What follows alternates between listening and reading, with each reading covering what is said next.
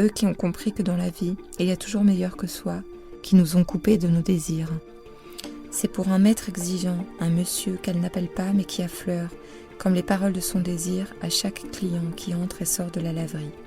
Rien ne peut se définir ni se conceptualiser en la matière, mais nous pouvons en revanche accorder sa valeur aux témoignages.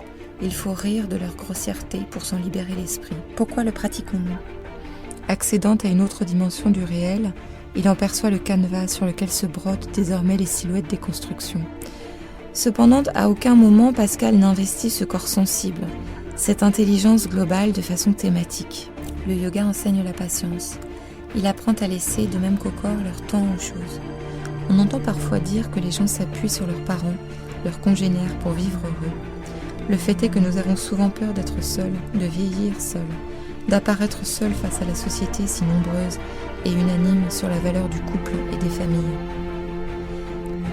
Nous prenons trop en même temps en nous punissant de notre avidité, puisque dans le fond, nous savons l'excès dangereux, pour notre santé, pour nos économies, pour la stabilité et le bonheur de nos relations, afin d'accueillir vraiment.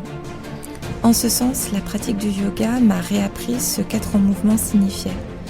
Il ne s'agit plus de concevoir son corps comme l'instrument de l'esprit ou du moi. Si tout écrivain, encore une fois, écrit peut-être toujours sur lui, c'est à faire exister des mots qui l'éprouvent. Il teste sa résistance à ce qu'il ignore de lui-même. Il franchit le seuil de ce qu'il pensait se permettre de déclarer et de vivre. L'écriture visite le corps et traverse l'esprit. Elle pousse à se parcourir soi-même en suivant un chemin inexistant avant qu'elle ne le trace. Sa logique s'atteste par la jouissance avec laquelle on trouve ce dont l'intention nous échappait.